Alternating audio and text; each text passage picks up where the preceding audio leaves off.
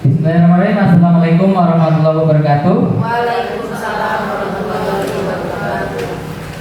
Baiklah Bapak Ibu, pada hari ini saya akan melakukan pembahasan materi terkait pelatihan yang sudah saya ikuti kemarin, yaitu tentang coding dan kecerdasan artifisial.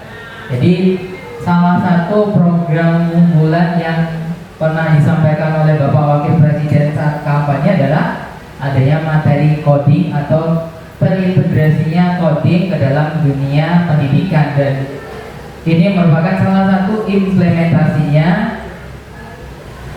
Selain ini juga ada pembelajaran mendalam yang tadi sudah disampaikan oleh rekan-rekan.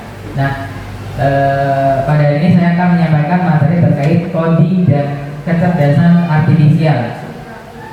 Namun sebelum nanti kita belajar tentang coding atau mengetahui garis besar materi coding dan kecerdasan artifisial di dalam dunia pendidikan, izinkan saya untuk menyampaikan pentingnya coding dan kecerdasan artifisial dalam pendidikan. Jadi sebenarnya materi coding ini atau coding dan kecerdasan artifisial ini kita tidak asing lagi. Hanya saja pengistilahannya atau tata bahasanya diserap atau diumumkan dalam pendidikan.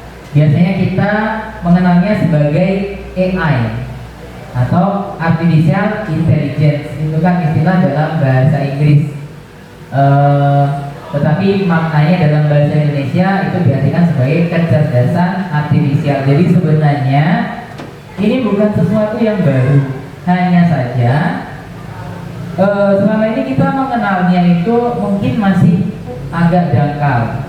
Nah, seiring dengan penerapan pembelajaran mendalam seperti penerapannya pembelajaran mendalam, diharapkan coding dan kecerdasan artifisial ini juga terintegrasi secara mendalam ke dalam dunia pendidikan.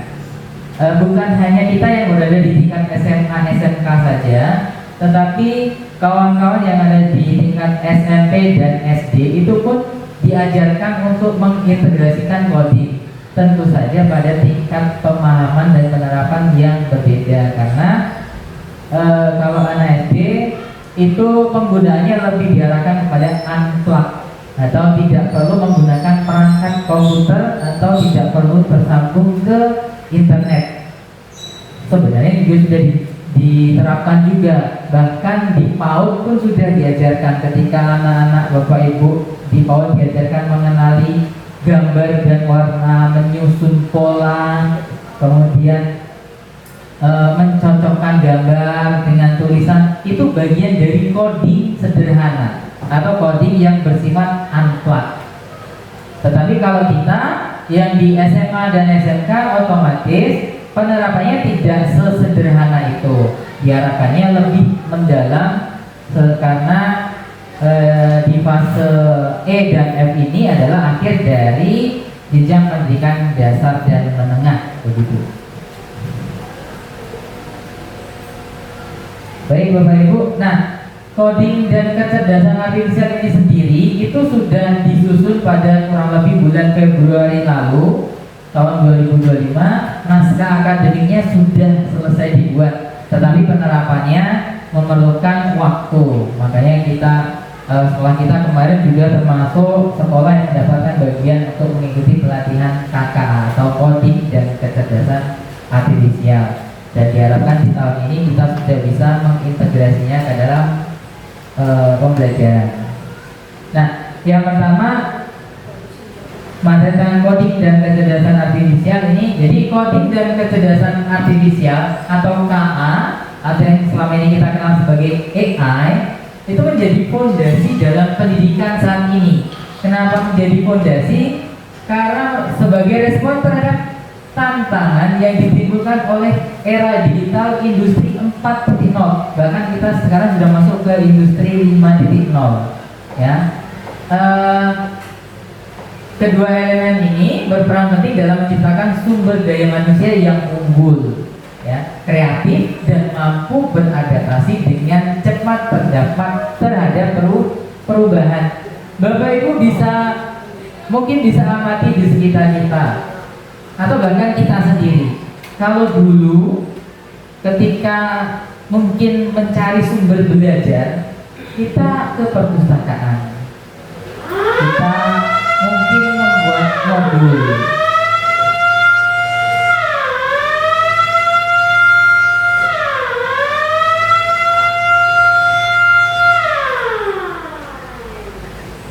Nanti dia baru. Jadi kalau dulu ketika kita mencari sumber belajar atau kita kekurangan sumber belajar, maka biasanya kita mencarinya di perpustakaan, mencari buku atau berdiskusi dengan rekan sejawat, sama guru bahasa Indonesia, sesama guru agama, dan ada kegiatan MGMP begitu.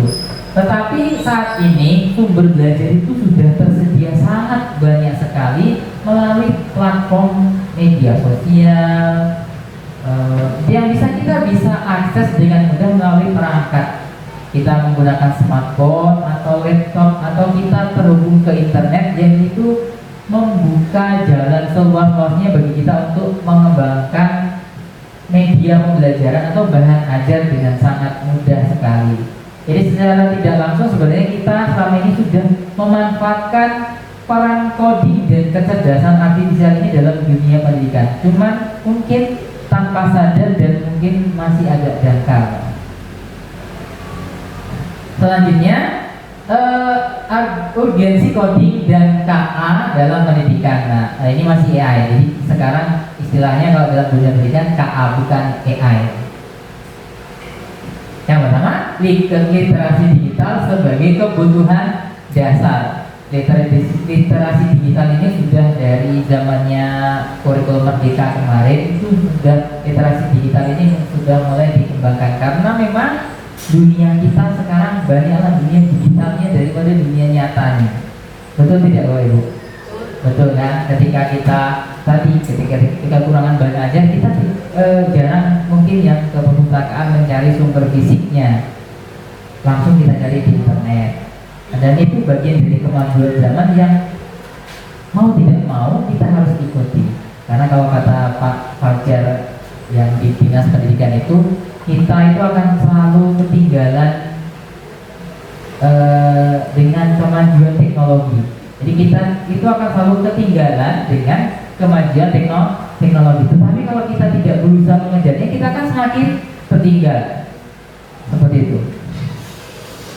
Nah, literasi digital itu menjadi kebutuhan fundamental. Jadi tidak lagi literasinya itu diarahkan ke harus fisik, tapi ke arah digital. Karena tadi dunia itu sekarang banyak digitalnya yang yang kita jalani. Termasuk kita dalam menjalankan tugas sebagai guru, banyak sekali platform-platform yang harus kita selesaikan melalui media digital. Yang selanjutnya, coding itu bisa melatih kemampuan berpikir logis dan sistematis. Logis iya, sistematis iya untuk codingnya. Karena coding itu kita mempelajari sebenarnya coding itu pola. Dan selama ini kita sudah belajar ini juga secara tidak langsung. Nah, coding sendiri itu tidak hanya mengajarkan tentang pemrograman, tapi juga melatih siswa untuk bisa berpikir logis dan sistematis, keterampilan yang sangat diperlukan dalam berbagai bidang. Selama ini kita mengupas materi tentang capaian pembelajaran, tujuan pembelajaran, kurikulum, biasanya ada bahasa-bahasa seperti ini, ya. Berpikir logis, sistematis ini terutama untuk pembelajaran eksak itu diperlukan sekali. Nah, coding itu bisa membantu kita dalam melatih berpikir logis dan sistematis. Selanjutnya, sedangkan kecerdasan artifisial itu bisa memperluas wawasan tentang teknologi dan etika, perkembangan teknologi dan juga etika. Nanti diharapkan ketika kita bisa menerapkan kecerdasan artifisial dan coding itu ada etika yang harus kita ikuti. Karena kalau kita tidak memperhatikan etika dalam pemanfaatan coding dan kecerdasan artifisial ini, yang terjadi adalah mungkin Bapak Ibu di masa kampanye pemilihan presiden kemarin itu pernah mendengar suara rekamannya Bapak Surya Paloh dan Bapak Anies Baswedan yang tersebar di internet. Kira-kira itu asli atau buatan? Nampak seperti hampir asli, sebenarnya itu adalah buatan. Itu contoh pemanfaatan coding dan kecerdasan artifisial yang menyalahi etika.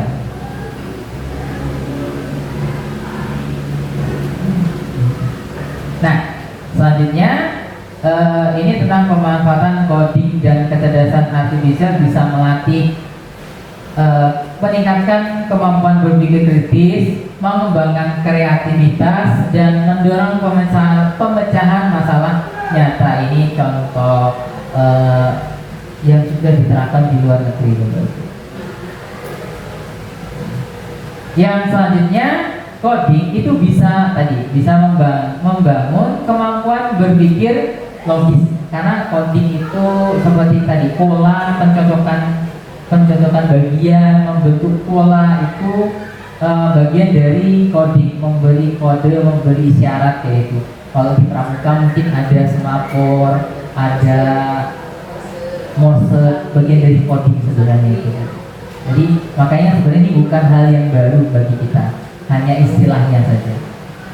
Dan kecerdasan artifisial desainnya berbasis manusia dan etika. Maksudnya manusia adalah kecerdasan artifisial ini atau kecerdasan buatan ini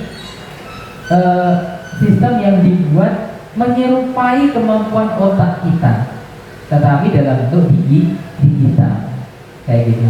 Dan mereka juga mempelajari pola dan data yang sering kita masukkan. Kalau kita menghafal, nah sama seperti ketika kita menghafal Bapak Ibu, kalau kita sering mendengar kata misalkan makan,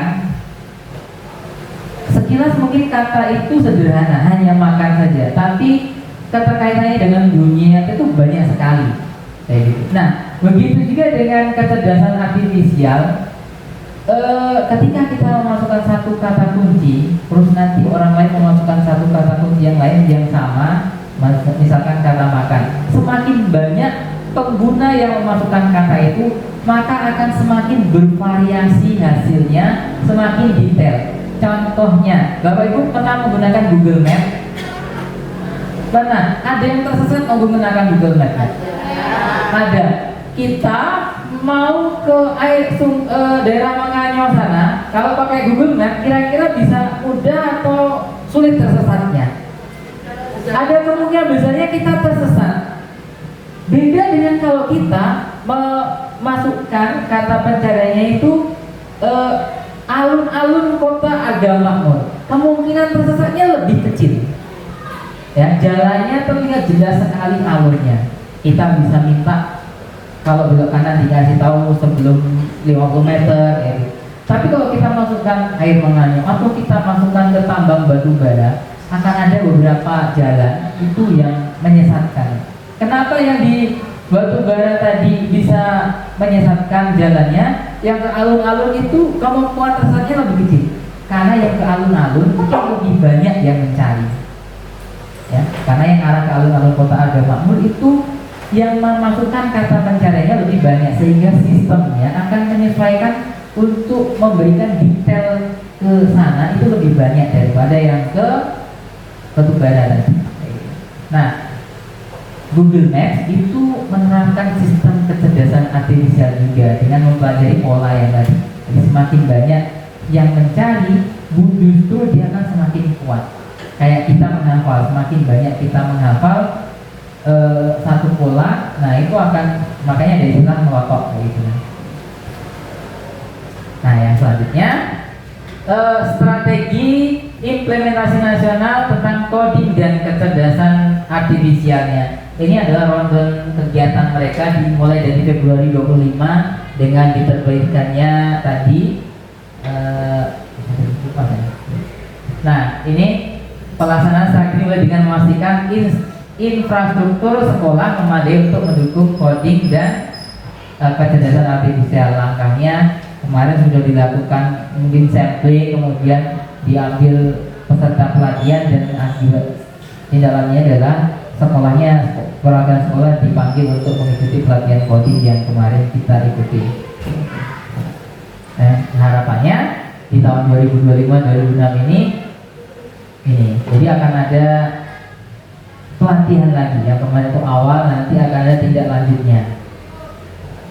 Yang selanjutnya harapannya adalah nanti setelah 2026 kolaborasi antar pihak, antara industri, akademisi dan komunitas mulai dibentuk untuk mendukung pengembangan kurikulum dan pembelajaran. Jadi ini multidisiplin sebenarnya harapannya, karena itu tadi dunia coding dan kecerdasan artifisial itu sudah sangat dekat sekali dengan kita kayak gitu. Bapak Ibu lihat di WA-nya ada Meta AI, di handphonenya ada Gemini. Dulu Google Assistant, sekarang jadi Gemini. Di laptopnya ada Copilot, di iPhone-nya ada Siri. Kalau Bapak Ibu buka Chrome sekarang itu sudah ada menu khusus AI atau kecerdasan artifisial. Jadi sudah marak sekali digunakan. Yang selanjutnya tentang landasan filosofis dan pedagogis dalam pendidikan coding dan kecerdasan artifisial. Landasannya ini, landasan sosiologisnya yang pertama, transformasi digital global telah mempengaruhi hampir semua aspek kehidupan. Jadi transformasi ke dalam dunia digital, terutama AI tadi. Kita break dulu.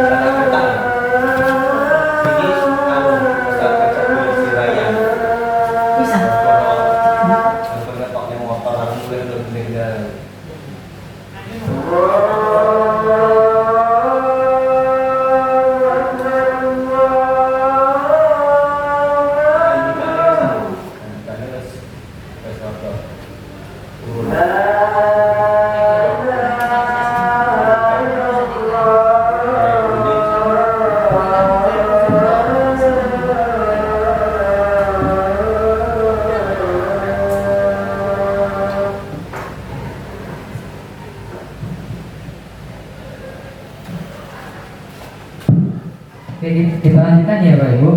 Jadi ini adalah landasan sosiologis dari diterapkannya coding dan kecerdasan artifisial atau kita sebut sebagai KKA berikutnya ya.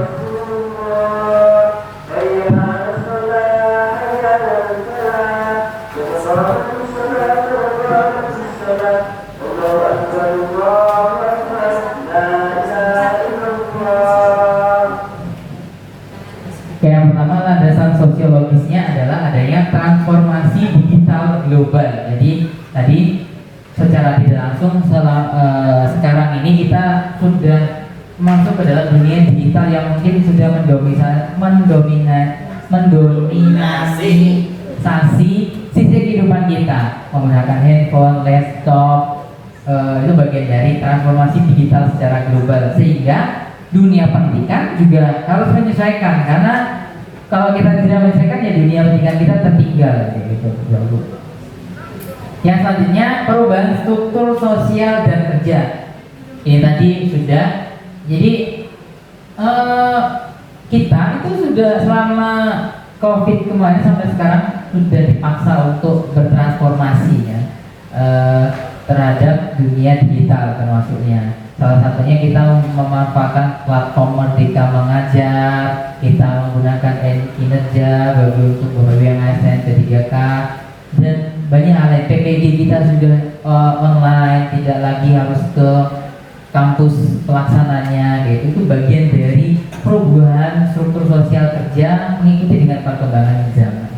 Yang selanjutnya mengatasi kesenjangan digital yang tadi. Jadi kalau sisi dunia lain itu sudah beralih ke dunia digital, kalau pendidikan kita masih manual, otomatis kita akan tertinggal, karena dengan adanya dunia digital, kalau kita manfaatkan dengan sebaik-baiknya, sangat membantu sekali dalam menunjang dunia pendidikan. Yang selanjutnya Bapak Ibu, di landasan yuridisnya ada ini secara hukum ya.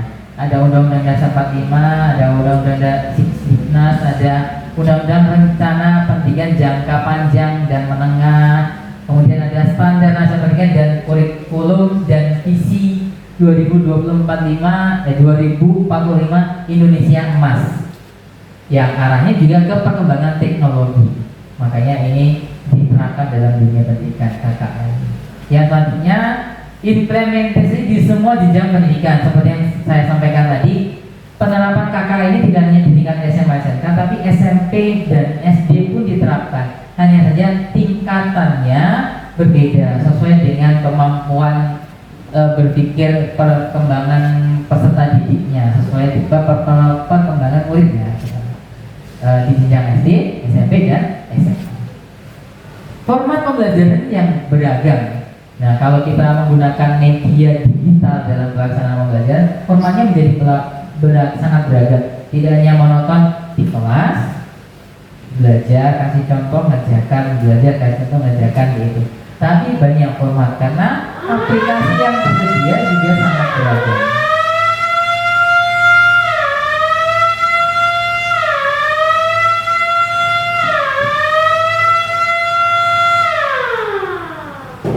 Nah, sebagai contohnya, dulu kalau kita ulangan kasih soal di kertas tulis. Sekarang ada quizzes, sekarang ada Google Form, sekarang kita menggunakan CPT kalau melakukan asesmen. Itu contoh format pembelajaran yang beragam. Dulu tadi kalau kita belajar dia kasih buku paket, kalau nggak LKS, fisik semua bentuknya. Sekarang kita bisa menggunakan Background atau Canva untuk membuat presentasi, kita bisa menggunakan YouTube, kita bisa menggunakan Prezi, banyak yang lainnya. Jadi lebih beragam. Yang selanjutnya metode pembelajaran coding dan kecerdasan artifisial atau KKA, metodenya itu lebih kepada project based learning, karena harapannya kita bisa peserta didik itu bisa meng-create atau menghasilkan produk, tidak hanya sebagai pengguna. Dan kita juga sebenarnya selama ini lebih fokus kepada penggunaan. Contohnya, kalau ada ChatGPT, kita meminta ChatGPT untuk membuatkan RPP ya, buatkan saya RPP bahasa Indonesia tentang teks prosedur misalkan dan dibuatkan. Itu contoh penggunaannya. Tapi detailnya belum.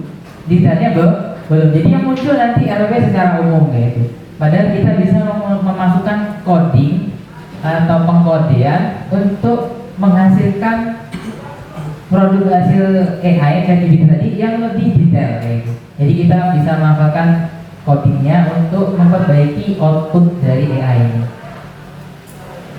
Nah, nih, jadi harapannya menggunakan PJBL untuk menghasilkan proyek nyata.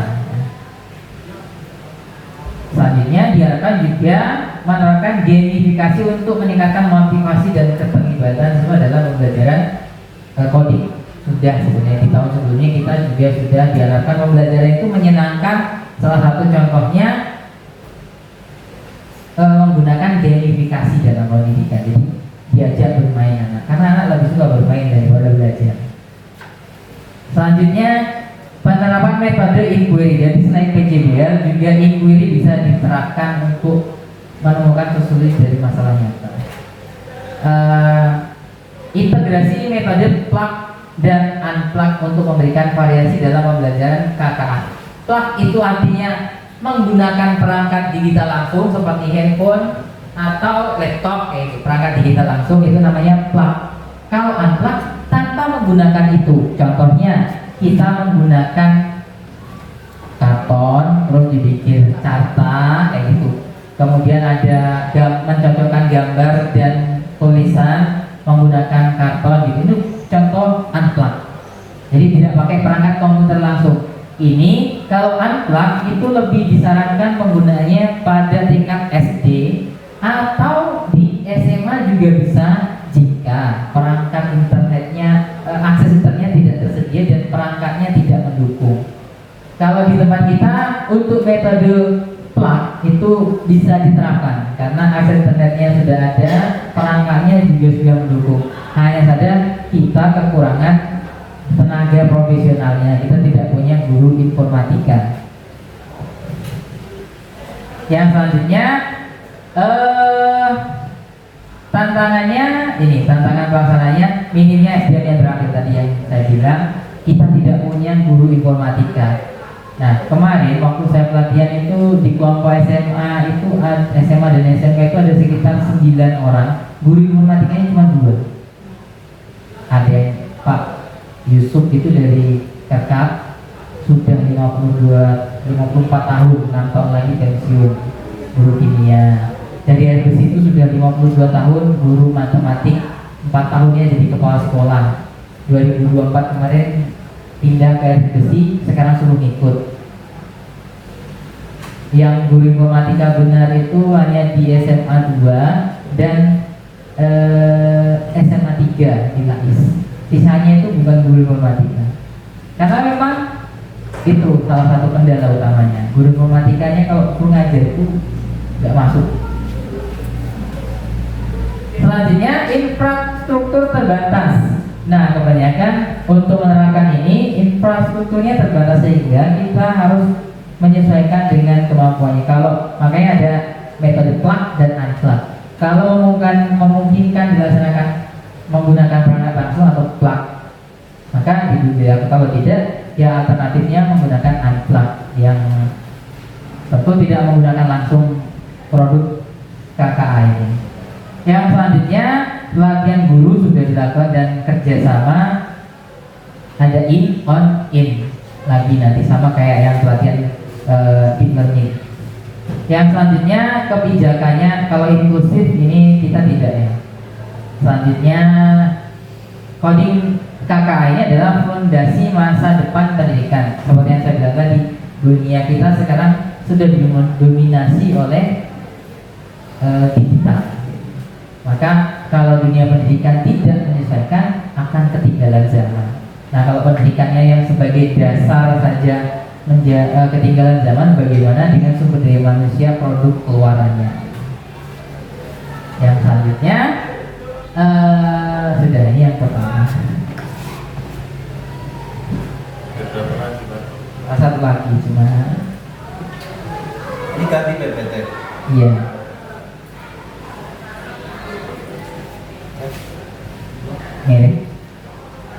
Yang selanjutnya, pentingnya coding dan kecerdasan artifisial atau KKA untuk guru SMA. Nah, yang ini adalah guru SMA di sini tidak disebutkan guru informatika atau guru coding. Artinya untuk kita semua, Bapak Ibu. Karena balik lagi tadi, dunia ini sekarang digitalnya sudah semakin banyak. Kalau dunia pendidikan tidak menyelesaikan, kita bisa ketinggalan zaman. Kalau kita ketinggalan zaman, bagaimana dengan anak murid kita yang merupakan keluaran kita? Ya, nah maka diharapkan kita bisa menerapkan KKA ini dalam pembelajaran nanti. Sebenarnya selama ini penerapan K13 sudah, tapi AI-nya atau KKA-nya ini memang belum benar-benar terintegrasi. Peran strategis guru dalam mempersiapkan siswa di era digital. Jadi ya kita gitu. Kalau katanya Pak Rifah itu waktu pelatihan K13, Bapak Ibu, penerapan K13 itu kita mendorong siswa untuk mengikuti metode yang digunakan K13 atau kita menarik siswa. Kita mendorong siswa supaya belajar sesuai aturan K13 atau kita menarik siswa untuk belajar sesuai dengan aturan K13. Mendorong atau menarik, Bu? Seharusnya kita menarik itu artinya kalau ada lubang, menarik itu artinya kita masuk dulu ke dalam lubang itu, baru kita tarik orangnya untuk masuk ke dalamnya. Bukan kita paksa orang dari luar untuk masuk ke lubang itu, sedangkan kita nggak tahu lubang itu isinya apa saja. Begitu juga dengan KKA ini. Harapannya adalah kita itu menarik, artinya sebelum kita terapkan, kita dulu yang harus menyesuaikan. Jangan kita paksa anak menggunakan penerapan KKA, tapi kita sendiri tidak menggunakannya. Jadi sebelum kita mencobakan, kita coba dulu. Kita dulu yang jadi sampelnya, baru kita terapkan kepada anak didik kita. Makanya ini perlu untuk kita pelajari bersama. Mengapa coding penting? Ya ini tadi, mengembangkan logika dan kreativitas tadi sudah. Yang selanjutnya, mendorong siswa menjadi problem solver. Nah, harapannya adalah kalau kita sudah memahaminya, kita bisa menerapkannya, siswanya juga bisa menerapkan, sehingga mereka bisa meng-create atau menghasilkan atau bisa menjadi problem solver atau mencari pemecahan masalah. Ini targetnya. Dasar dari teknologi digital. Jadi tadi dasar dari teknologi digital sekarang ini adalah coding dan kecerdasan artifisial. Apa itu KA atau kecerdasan artifisial? Ini definisinya, aduh apa sih? Bisa juga. Definisinya itu contoh aplikasinya. Nah kalau kita lihat alatnya nggak ada kita. Ya paling cuma komputer itu. Tapi ini adalah contoh secara luasnya kayak gitu Bapak Ibu. Tapi kalau dalam dunia pendidikan otomatis ini mungkin tidak ada. Ini kalau komputer mungkin ada, tapi di sini ada alat yang diprogram ini, pemrograman. Contoh aplikasi AI-nya mungkin ada lampu otomatis, itu contoh AI juga. Di berbagai bidang ini ada robot. Ya, di dunia industri sudah banyak sekali pergantian manusia dengan robot, terutama di China dan Amerika. Pembelajaran mesin dalam ini, kalau mempelajari mesin ya, kita tidak sampai sini. Yang selanjutnya, coding itu fondasi dari kecerdasan artifisial seperti yang saya sampaikan tadi. Kenapa jalur ke alur-alur agama itu kemungkinan tersesatnya lebih kecil dibanding kalau kita ke tambang batu bara, karena tadi coding itu kita masukkan kata kunci pencarian itu bagian dari coding. Banyak yang mencari ke sana daripada ke tambang batu bara, maka menjadi fondasi dari AI. Semakin pintar AI-nya atau KA-nya itu tergantung seberapa banyak coding yang dimasukkan. Yang selanjutnya, produk dari coding yang efektif. Ini harapannya adalah bisa menghasilkan produk dari KKA. Cuman kalau kita kayaknya yang seperti ini tidak mungkin karena keterbatasan sumber dayanya. Alatnya ya, manusianya juga ya. Peran strategis guru SMA dalam era kecerdasan artifisial. Peran strategisnya itu tadi ya. Nah ini contoh implementasi coding KKA di SMA. Tuh, tidak perlu menggunakan komputer. Yang amplak bisa menggunakan pencocokan kartu atau kode. Ini ada proyek coding sederhana, contohnya kalkulator dan chatbot dapat menjadi langkah awal bagi siswa. Chatbot itu kemarin saya diajarkan sebenarnya, tapi saya nggak mudah karena pakai ini bahasa pemrogramannya. Kalau bapak mungkin C++ tahu mungkin. Yang ini pakai Python. Saya C++ aja nggak tahu, ini pakai Python. Mohon maaf, saya tambah tidak tahu. Tapi ada, kalau dipraktekkan bisa ini. Ada. Nah ini otomatis program baru butuh aplikasi yang baru. Kita belum terbiasa itu. Ya. Nih ada. Dulu kita pernah diajarkan Paijal bikin aplikasi Android. Presentasi dijadikan aplikasi. Ya kan? Itu contoh dari penggunaan coding untuk meng-create sesuatu. Kan kita bikin PPT-nya, masukkan ke program, jadilah dia aplikasi Android, kita kirim ke siswa, bisa digunakan untuk belajar. Itu contoh sederhana yang sudah diterapkan, pernah kita coba. Dan buktinya, bisa nggak Bapak Ibu kemarin? Bisa. Saya rasa lebih dari setengah kita bisa kemarin. Artinya sebenarnya kalau kita sering berlatih bisa pakai ini. Ya, jadi coding ini bukan yang baru, cuma istilahnya. Analisis data nih bisa pakai Excel, bisa pakai Python. Ini bahasa pemrograman ya Bapak Ibu. Cukup tahu namanya dulu aja. Diskusi dan etika AI tadi yang saya singgung tadi. Penggunaan AI ini kalau tidak didasari dengan etika yang mantap, yang terjadi adalah penyalahgunaan. Karena AI sekarang kalau Bapak Ibu pernah perhatikan, AI itu bisa menghilangkan kalau kita ada foto. Maaf ya, kalau ada foto terus di belakangnya ada tulisan ini mau kita hilangkan. Jadi gambarnya jadi dinding, bisa. Ya, kalau etikanya bagus, mungkin diterapkannya dengan memperbaiki gambar supaya menjadi lebih menarik. Tapi kalau tidak dengan etika yang benar, yang dibersihkan apa? Bajunya yang dibersihkan. Contoh penerapan negatifnya. Dan makanya penerapannya itu harus didasari dengan etika yang bagus. Karena kalau tidak, kita disalahgunakan. Selanjutnya, manfaat coding untuk siswa. Nah, manfaatnya yang pertama, tadi udah sebenarnya. Mengembangkan berpikir kritis, siap menghadapi dunia kerja digital. Nanti untuk kalau mereka sudah kuliah, sudah kerja, menjadi inovator harapannya dan meningkatkan literasi teknologi. Selama ini kebanyakan kita itu sebagai konsumen teknologi, bukan develop atau bisa menghasilkan sesuatu dari teknologi. Harapannya dunia pendidikan bisa meng-create itu, tidak hanya SMK saja tapi SMA juga bisa. Harapannya itu harapan besarnya dari penerapan KKA ini Bapak Ibu.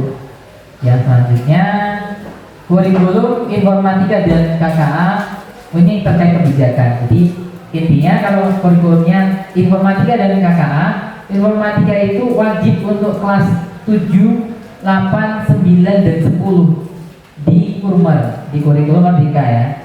7, 8, 9, 10 wajib, 11, 12 itu pilihan dengan syarat yang mengajar harus sesuai bidangnya. Artinya kita tidak ada yang bisa kalau kelas 11, 12 karena tidak ada yang tersertifikasi informatika, harus mata pendidikannya informatika. Kalau kelas 7, 8, 9, 10 itu bisa mapel rumpun MIPA dan apa ya kemarin lupa saya ini. Dan intinya bagaimana perannya antara KKA dengan informatika, materinya yang penting tidak boleh sama. Contohnya di informatika ada materi tentang Excel, maka di KKA dengan Excel lagi, tapi yang lain, contohnya Python yang tadi kayak gitu. Jadi materinya tidak boleh sama. Kalau sama ngapain jadi geografinya? Mereka dua mata pelajaran yang terpisah.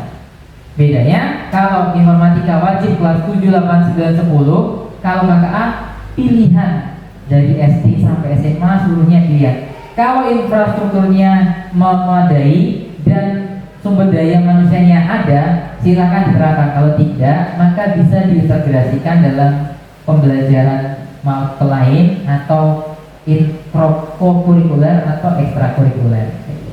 Jadi dia tidak makul yang wajib di 78 90 kayak informatika. Pilihan. Intinya itu kalau terkait dengan ini ya. Yang selanjutnya ada tantangan dan implementasinya ya. Tantangannya sama, sumber daya manusia dan infrastruktur. Solusinya ya kita belajar coding sederhana. Platform dan sumber belajarnya ada banyak. Nih contohnya Google Colab, Google Collaboration, Tumblr, ada apa? Ini contohnya ya, contoh pemanfaatnya. Ada yang Bapak Ibu sudah pernah menggunakan ini? Google Colab pernah? Pernah nggak ngisi Excel, diisi linknya, disuruh ngisi sendiri-sendiri? Pernah kan? Itu Google Colab namanya. Terus Combel, guru digital. Combelnya sudah, guru digitalnya mungkin selama ini kita mengikuti webinar itu bagian dari ini, Combel guru digital sebenarnya. Kan kita sering mengikuti webinar nasional gitu kan kalau Bang ya.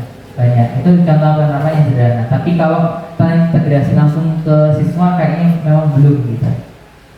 Yang selanjutnya peran guru ya tadi kita harus jadi kita harus mencoba dulu baru kita bisa mencobakan ke siswa. Harapannya seperti itu. Nah kalau kita belum bisa nyoba maka jangan diajarkan dulu baiknya. Karena tadi menyangkut dengan etika tadi bahwa itu kemarin yang disinggung besar terkait etika ini. Selanjutnya langkah awal untuk guru SMA yang pertama ini ikut pelatihan, bikin komunitas belajar, bikin proyek sederhana, kolaborasi lintas mata pelajaran. Harapannya kita bisa berkolaborasi. Untuk era digital, enggak. Nah ini contoh AI atau kecerdasan artifisial yang mungkin selama ini beberapanya kita sudah menggunakan. Contohnya ini, ChatGPT. Ini untuk apa ini? Content creation, menghasilkan konten. Ini semua adalah contoh kecerdasan artifisial yang mungkin kita pernah menggunakan. Apalagi ya? Mana Pak? Bawa sendiri Victoria video editing. Victoria untuk mengeditkan nih video editing dan creation tools. Kalau sama ini kita ngedit video mungkin pakai KineMaster gitu. Itu kan harus download aplikasinya. Yang ini bisa online. Banyak sebenarnya. Beberapanya berbayar karena memang untuk mengembangkan ini dananya besar. Kalau mereka nggak dapat suntikan dana, ya dari kita yang menggunakannya membayar, ya bangkrut mereka. Beautiful AI itu apa tuh dandannya? Ya ini untuk desain tool, artinya untuk mempercantik. Kayak kita ada menghilangkan background kan, pernah gunakan nggak Bapak Ibu? Pernah kan? Nah itu penggunaan AI ini. Kecerdasan artifisial.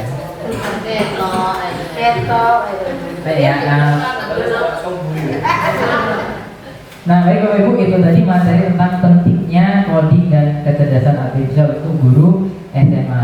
Pada intinya adalah kenapa ini diterapkan dalam seluruh jenjang, karena tadi dunia kita itu sekarang sudah dominan dunia digitalnya ya. Di dunia industri penggunaan robot, manusia digantikan robot kayak gitu. Kemudian ya media sosial kita saja sekarang sudah memanfaatkan AI. Kok dunia pendidikan belum? Kan miris. Makanya ada coding dan kecerdasan artifisial dalam pembelajaran. Harapannya gitu. Kita selama ini sudah memanfaatkan, cuman codingnya saja kita yang mungkin kurang. Coding itu tadi pengkodean. Kita memberikan perintah di ChatGPT itu coding namanya. Kita sudah belajar. Tapi kalau untuk mengintegrasikan aplikasi satu dengan lainnya, itu yang agak berat karena kita harus pelajari bahasa pemrogramannya seperti C++ dan Python tadi. Pak Bambang sebenarnya ini yang dasarnya. Karena kemarin waktu pelatihan sebenarnya diarahkan itu satu guru informatika, kalau nggak ada guru matematik, kalau nggak ada guru fisika, kimia itu nggak ada. Enggak menjelaskan. Enggak. Nah, di pelatihan penjas itu ada. Bisa dibaca kayak ceritanya Pak Wanda juga sama kurang lebih. Ini contoh modulnya Bapak Ibu. Contoh modul yang kemarin saya gunakan. Satu itu apa ya? Nih. Ini kan ada sisi tanya jawab. Kan udah tahu. Oh, tanya jawab ya. Ini relasi antara coding dengan kecerdasan artifisial. Coding itu input yang dibaca sama mesin, inputnya dari kita, bisa ketik, bisa suara, bisa gambar, bisa video. Pemrogramannya ya tinggal kita mau apakan ini gitu. Diprogram terus baru dihasilkan produknya, bisa video, teks, gambar dan lain sebagainya. Sebenarnya kita sudah pernah menggunakan. Kalau pernah pakai ChatGPT, itu contoh penggunaan coding sederhana. Enggak sih? Mungkin ada yang mau ditanyakan Bapak Ibu, silakan.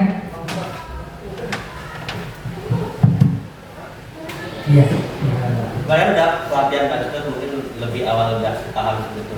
Itu nanti kalau misalnya diterapkan di sekolah, misalkan diterapkan di sekolah, itu setiap pembelajaran atau misalnya TP-nya itu apa kalau dalam pikiran saya itu apa selalu ada produknya gitu. Misalkan coding itu kan membuat suatu seperti program, nanti ada produknya, misalkan buat game, buat apa gitu, atau memang hanya membuat mesin telusur seperti apa ChatGPT itu atau bagaimana? Nah, harapannya adalah tidak harus kita menghasilkan produk seperti program, tetapi kayak gini. Kalau kita mau presentasi, setidaknya kita nggak ngerti satu-satu. Masukkan ke AI, kita berikan perintah yang tepat supaya PPT yang kita hasilkan itu sesuai dengan kemauan kita. Jadi tidak harus ada produk codingnya gitu enggak, tapi lebih kepada bagaimana kita mengatur supaya hasil AI ini itu sesuai dengan kita. Nah, itu coding yang kita gunakan. Kita menggunakan kata kerja yang sesuai gitu. Tapi itu tadi karakteristik mata pelajaran itu kan berbeda-beda Bapak Ibu. Ada kayak matematika mungkin tidak memerlukan gambar yang menarik kayak gitu, karena belajarnya banyak berhubungan dengan angka. Mungkin programnya yang digunakan beda programnya. Seperti yang saya tahu tadi kan produk AI-nya banyak kan. Nah, memilih salah satu terus dipelajari dan tidak cukup satu, pakai program lain gitu. Kayak quizzes Bapak Ibu, akhir ini buka quizzes ya. Menunya itu tidak sedikit lagi kayak dulu. Kalau Bapak Ibu buka quizzes, ada yang mencocokkan, ada yang soalnya dibuat game bisa. Kalau dulu mungkin hanya 5 variasi, sekarang itu sudah 20 variasi. Nah, dari 20 itu mungkin 2-nya cocok untuk sosiologi, 2-nya cocok untuk ekonomi kayak gitu. Lebih kepada kita menggunakan produk hasilnya, tapi lebih dikembangkan lagi gitu. Supaya kalau kita mengajari anak, kita tahu gini loh caranya nak gitu. Lebih gitu Pak. Makanya dia tidak diwajibkan mapel khusus gitu enggak.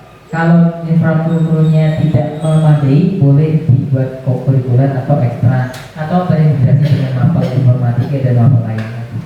Harapannya intinya kita sebagai guru harus menyesuaikan dengan perkembangan digital yang ada. Nah, kayak gitu. Nah, AI ini sangat bagus sekali kalau kita manfaatkan dalam dunia pendidikan kayak tadi. Kita nggak perlu bawa buku lagi sebenarnya. Cuman masalahnya adalah mungkin Bapak Ibu menyadari juga, anak itu bisa menggunakan ChatGPT, bisa mencari jawaban dengan benar, tapi tidak bisa mengaplikasikan. Dibangkanya nggak bisa, benar nggak Pak Bapak? Benar kan?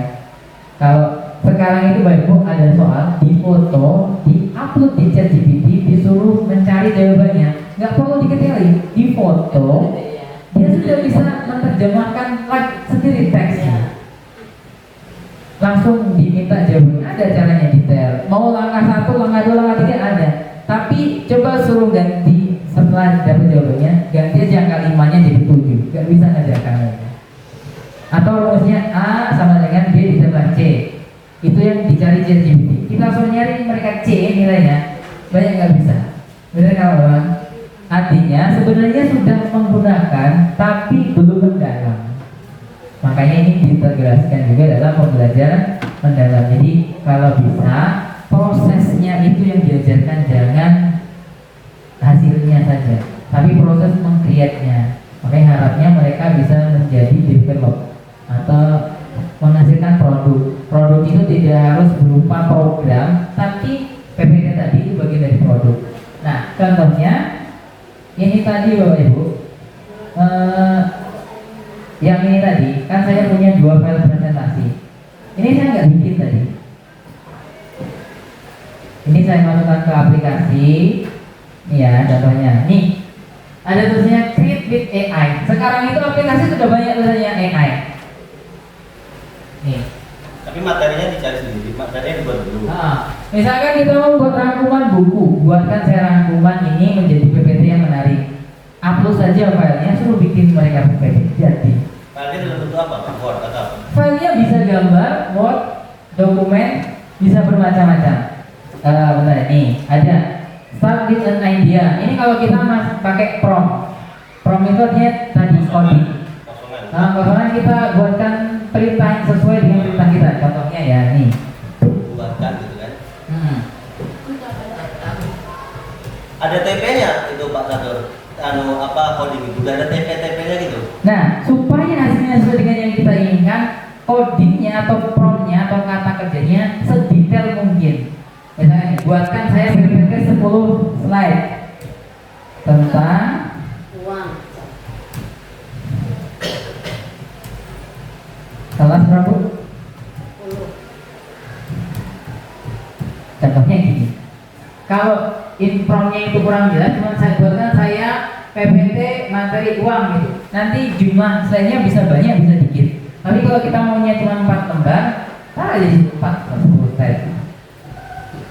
Tapi takutnya ada beberapa file yang tidak sesuai dengan kita. Nah betul, makanya harapannya kita mempelajari prosesnya. Jadi setelah jadi, kita sunting dulu, kita cek dulu, sehingga makanya landasan etika tadi yang perlu. Jadi tidak hanya langsung jadi upload, akhirnya ada kata-kata yang salah, informasi yang mungkin salah, itu bagian dari etika kita, dicek dulu. Jadi tidak diterima mentah-mentah kayak gitu.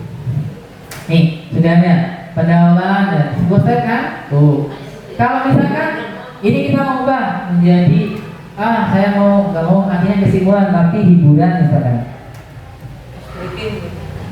Oh, ice breaking ya.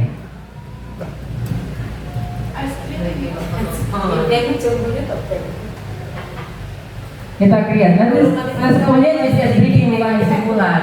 Tinggal tunggu aja. Memang seperti ini ada yang berbayar dan kadang butuh internet yang memadai. Itu tidak bisa dipungkiri karena dunia digitalnya kan terhubung melalui jaringan internet memang itu. Itu nggak kayak Canva itu Pak Catur, kalau pakai belajar IT banyak yang gratisnya. Enggak. Nah kemarin waktu pelatihan saya juga tanya itu. Kalau belajar AI itu kan ada beberapa produk AI yang sudah terintegrasi. Contohnya Canva atau sekarang namanya Wayground. Sudah ganti nama ya jadi Wayground. Yang Apa ini ganti nama Pak Catur? itu terkait jual beli kayaknya Pak. Hak cipta mungkin. Tapi kita ketik Canva masih keluar kok. Masih keluar tapi nanti linknya jadi Wayground. Ya kan? Nih, udah jadi kan? Sama kita sudah nyoba kayaknya. Sudah kita pakai Gamma kemarin waktu pelatihan tuh. Bikin RPP juga bisa kan? Cuman paling promptnya yang dibuat sedetail mungkin. Yang berada. Masih bisa itu Pak Catur. Gimana? Di edit masih bisa. Bisa go to editor nih. Nih. Cuman kan itu kendalanya kadang kebanyakan berbahasa Inggris. Ya kita sedikit banyak tahu lah ini artinya go editor tuh diedit kata-katanya. Ini bisa kita edit. Saya pakai Prezi. Melisa. Ini Prezinya. Ini kan aplikasi presentasi juga. Selama ini kita kalau presentasikan pakai PowerPoint ya. Ini saya coba pakai Prezi. Yang saya kirim tadi hasil dari Prezi di PDF kan. Sama kayak PPT kan bisa kita PDF kan. Atau kita mau PDF-nya diupload, buatkan saya PPT-nya, bisa sama aja. Kalau yang file tadi Pak Catur, kan ada juga dari satu ya apa kosongan pakai prompt tadi. Ini kan pakai file kita. Itu kalau pakai file kita tuh berarti kita udah menyiapkan biar mereka klik aja tuh. Betul. Misalkan bukunya Pak Bambang itu bab 5 ada 10 lembar, foto aja 10 lembar itu jadikan satu upload. Jadi Kalau kita diringkaskan bisa nggak? bisa. Buatkan saya ringkasan 200 kata itu pakai ChatGPT bisa. Ini Itu ChatGPT ya. disimpan Pak Catur dan dibuang kayak gitu. Nih, Apa namanya tadi presiden bisa ya? nih, ini nanti bedanya. Kalau produk hasil ChatGPT mestinya polosan. Ini tadi yang saya minta ChatGPT bikinkan. Aduh. Ini coba bahasa kamu apa nggak bisa? Nih, ini yang dari ChatGPT polosan dia putih gimana hasilnya ini? Cara nguploadnya gimana Pak? Cara nguploadnya gampang, ini kan contohnya ChatGPT kan Bapak Ibu. Ini ada ChatGPT. Sekarang itu sudah ada menu tambahnya nih. Iya. Plus Oh, nih. tambahan HRD. Add from apps kalau kita mau masukkan dari aplikasi Google Drive atau nah ini kalau ada di Drive enaknya kita upload di Drive, bisa kita linkkan kayak gini. Kalau enggak ya kita upload saja filenya. Filenya tadi bisa suara, bisa gambar, bisa teks. Teksnya mau PDF, mau Word, mereka sekarang sudah tambah pinter ini robotnya. Kayaknya next time kita perlu. Praktek. Iya. Kalau mau praktek boleh Bapak Ibu. Tapi jaringannya gimana? Masing-masing. Jaringan. Lama nggak pakai. Kalau nggak masing-masing pakai. Kalau sekarang kayaknya udah agak penting lah ya. Agak penting. Karena saya belum jadi benerin kabel ini. Oh, berarti di sini belum mending ya? Sudah. Ini tadi saya tambahin satu tuh, ini udah satu. Yang itu setidaknya baca tuh yang tadi tuh loh, Prezi Melisa tadi loh. Nah, Belajar itu.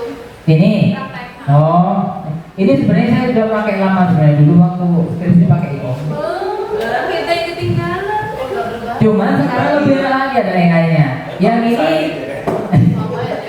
yang ini dulu bikin ini kalau kita mau download bayar baru. Nah sekarang ini tadi saya coba nggak tahu mungkin karena saya sudah bayar.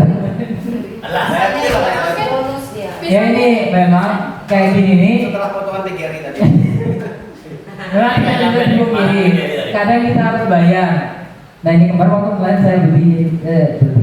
Itu desainnya bisa. Ini saya langganan. Paling 100 Anda mas Iya sekitar 100. Saya bayarnya 100 untuk sebulan. Cuma untuk nyobainnya sebulan. Iya. Enggak setahun mas. Demi Nggak ya setahun. mana ini?